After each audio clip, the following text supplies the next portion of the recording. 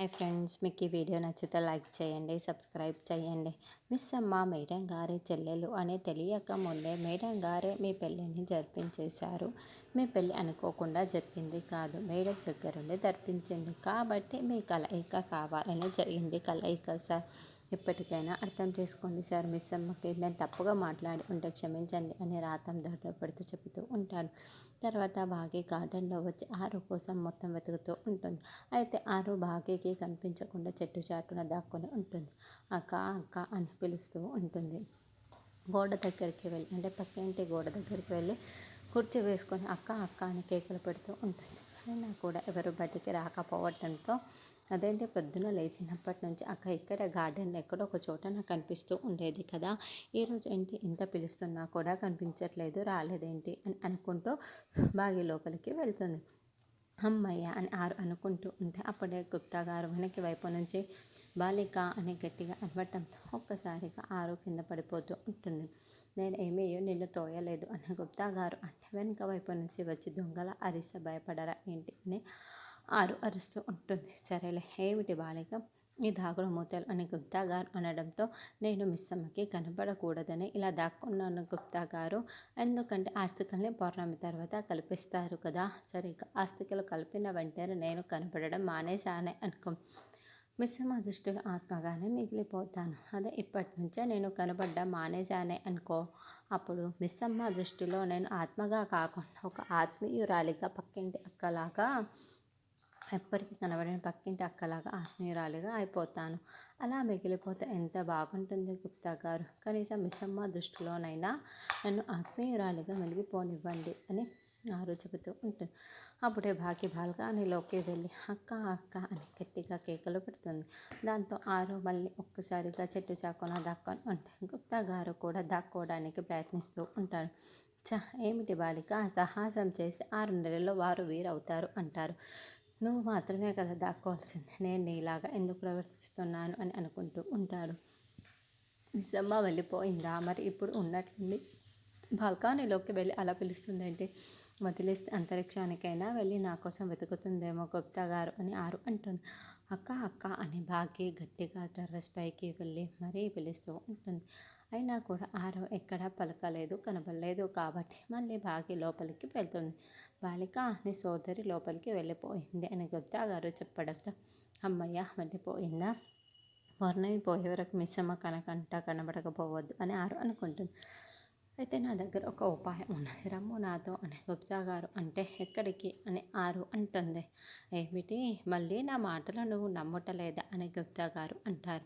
అంటే నమ్మొచ్చా అని ఆరు అంటుంది. ఇక్కడ అంటే ఆ బాలిక కంట నువ్వు పడతావు అని ఈ గృహము వెలుపలికి వెళ్దాం, అక్కడే ఉందాం అని చెప్పుచున్నాను అని గుప్తా గారు అంటే మళ్ళీ యమపురికి తీసుకొని వెళ్ళరు కదా అని ఆరు అంటే అబ్బా అని గుప్తా గారు ఏడుస్తూ ఉంటారు. సరే రండి రండి, మళ్ళీ త్వరగా మిస్ అమ్మ వస్తుంది అని ఆరు గుప్తా గారు గేట దగ్గరికి రాగానే అక్క అని బాగు అక్కడికి వచ్చేస్తుంది. బాలిక, ఆ బాలిక నిన్ను చూసేసింది అని గుప్తా గారు నవ్వుకుంటూ ఉంటారు. ఏంటక్క, ఇందాకటి నుంచి నేను నీ కోసం ఇక్కడికి వచ్చి మొత్తం వెతికాను, పిలిచాను, అయినా నువ్వు కూడా కనిపించలేదు, ఉన్నట్లుండి ఎలా వచ్చావు, ఎలా కనిపిస్తున్నావు అని బాగి అడుగుతూ ఉంటే అంటే నీ పిలుపు వినిపించింది, అందుకే నీ కోసం వచ్చాను అని ఆరు అంటుంది. ఓ వినపడిందా, ఇందాక మా ఇంటికి స్వామీజీ వచ్చారు అని భాగ్య అనడంతో చూశాను విన్నాను అని ఆరు అంటుంది. ఎలా అని భాగ్య ప్రశ్నిస్తూ ఉంటే సరే ఏంటో చెప్పు మిస్ అమ్మ అని ఆరు అంటుంది. ఆ స్వామి ఏం చెప్పారో తెలుసా, ఆరు అక్క అస్థికల్ని పుణ్యనదిలో కలిపేయమని చెప్పారు, అందుకే మేము కూడా ఆరు అక్కకి ఎంతో ఇష్టమైన కాశీలో ఆ అస్థికల్ని కలిపేయాలి అని నేను ఎంచుకుని పౌర్ణమి తర్వాత కల్పిస్తున్నాము అని ఆరు అంటుంది. అక్క ఇలా రా అక్క అని బాగి పిలవటంతో ఏంటో చెప్పు మిస్ అమ్మ అని ఆరు బాగి దగ్గరికి వచ్చి మాట్లాడుతూ ఉంటుంది. ఏమీ లేదు, గార్డెన్లో నీకు ఏదైనా తేడాలాగా కనిపించిందా అంటే ఆరు అక్క ఆత్మ ఇక్కడే ల్యాండ్లో తిరుగుతుంది అని స్వామీజీ చెప్పారు అని బాగి చెప్పటంతో తను ఇప్పుడు మాట్లాడుతున్నది ఆత్మతోనే అని తెలిస్తే ఇంకేమవునో అని గుప్తా గారు అనడంతో ఆరు కోపంగా గుప్తా గారి వైపుకు చూస్తూ ఉంటుంది. అక్క నిన్నేనక్క అడుగుతున్నది అని బాగి అనడంతో లేదు అలా డౌట్గా ఏమీ అనిపించట్లేదు అని ఆరు అంటుంది. ఆరు అక్క ఇక్కడే తిరుగుతుంది అని స్వామీజీ చెప్పినప్పుడు ఒక్కసారి నాకు ఆరు అక్క కనిపిస్తే ఎంత బాగుంటుందో.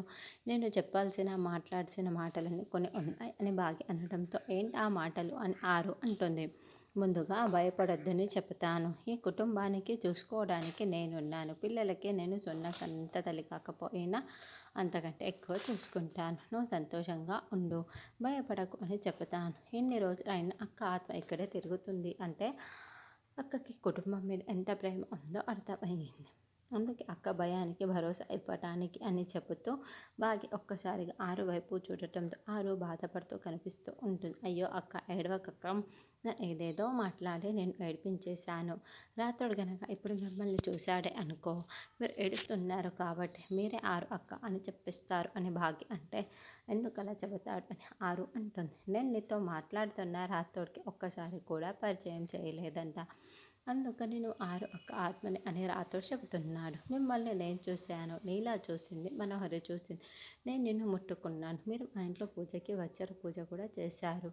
ఆత్మ అయితే ఇవన్నీ సాధ్యం కాదు కదా, నేను ఇది కూడా చెప్పాను అని భాగ్య చెబుతూ ఉంటే అవును అవును అని భాగ్య అంటుంది. అంజు పాప అటుగా వెళ్తూ మిస్ అమ్మ ల్యాండ్లో ఎవరితో మాట్లాడుతుంది. అక్కడ ఎవరు లేరు కదా అని చాలా షాకింగ్గా గుమ్మం దగ్గర నిల్చొని చూస్తూ ఉంటుంది.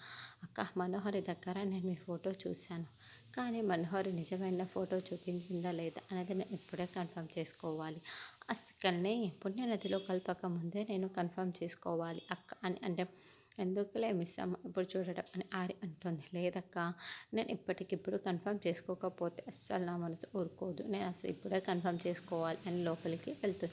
అబ్బా ఇప్పుడు మిస్ అమ్మ నా ఫోటోని చూసింది అనుకో మొత్తం తలకింద అయిపోతుంది.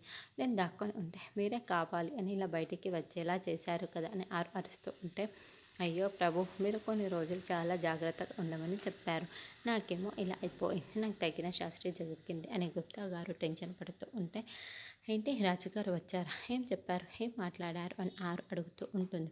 అబ్బా బాలిక విసిగించము, మేము చెట్టు కింద శేష తీరుతాము పద అని గుప్తా గారు అంటారు. బాకి లోపలికి రాగానే మిస్ అమ్మ నువ్వు అక్కడ ఎవరితో మాట్లాడుతున్నావు, అక్కడ ఎవరు లేరు కదా అని అంజు అనడంతో ఆత్మగా ఉన్న మీ అమ్మతో మాట్లాడి వస్తున్నాను, పక్కింటి అక్కతో మాట్లాడి వస్తే అందరికీ కామెడీగా అయిపోయింది. పక్కింటక్క అని చెప్పిన ఎవరు నమ్మట్లేదు అని బాగా చెబుతుంది. తర్వాత మనోహరి గోరా గురించి ఆలోచిస్తూ కార్ డ్రైవింగ్ చేస్తూ వెళ్తూ ఉంటుంది. ఎలాగైనా సరే ఆస్తికల్ని పుణ్యనదిలో కలుపుతున్న విషయం గోరాకే తెలియకూడదు. ఏదో ఒక విధంగా ఆ ఆస్తికల్ని పుణ్యనదిలో కలిపేలా నేను దగ్గర నుండి చూసుకోవాలి అని అనుకుంటూ ఉంటే అప్పుడే గోరా సడన్గా మనోహరి కార్కి అడ్డుగా రావటంతో మనోహరి సడన్ బ్రేక్ వేసి కారు కాస్త అదుపు తప్పి చెట్టుకు కారుని గుద్దబోతూ ఉంటుంది. అయితే సడన్ బ్రేక్ వేసి ఏదో ఒక విధంగా నీళ్ళ తక్కుకుంటుంది. ఏంటి గౌర అని మనోహరి చాలా టెన్షన్ పడుతూ ఉంటే ఏంటి మనోహరి నన్ను చూసి షాక్ అయ్యావా, నన్ను రాననుకున్నావా, నువ్వు నా దగ్గర ఏదో విషయం దాస్తున్నావు కదా అని గోరా చెబుతూ ఉంటే అబ్బే అలాంటిది ఏమీ లేదు, నీకోసం నేను చాలా చోట్ల వెతికాను, ఎక్కడా కనిపించకపోతే నువ్వు ఎలా వస్తావో ఎక్కడుంటావో నాకెలా తెలుస్తుంది, సడన్గా వచ్చేసరికి కాస్త షాక్ అయ్యాను అంతే అంతే అని మనోహరి కవర్ చేసుకొని ఉంటుంది. ఏంటి మనోహరి నాకేమైనా చెప్పాలా అని అంటే అబ్బే ఏమీ లేదు అని మనోహరి అంటుంది. ప్రయాణానికి సిద్ధం చేసుకున్నారా, ఆ అరుంధతి హస్తికల్ని పుణ్యనదిలో కలపడానికి ఏర్పాటు చేసుకున్నారా అని అనడంతో మనోహరి షాకింగ్గా చూస్తూ ఉంటుంది. ఏంటి నాకు నిజం చెప్పాలి అని అనుకోవట్లేదు కదా అని అంటే అయ్యో అలాంటిదేమీ లేదు గోరా, నేను చెప్దామని అనుకున్నాను, కానీ నువ్వు ఎక్కడున్నావో తెలియదు కదా అని మనోహరి అంటుంది. నేను నా పాటికి కఠిన దీక్ష చేసుకుంటూ ఆత్మని బంధించడానికి చాలా పూజలు చేస్తే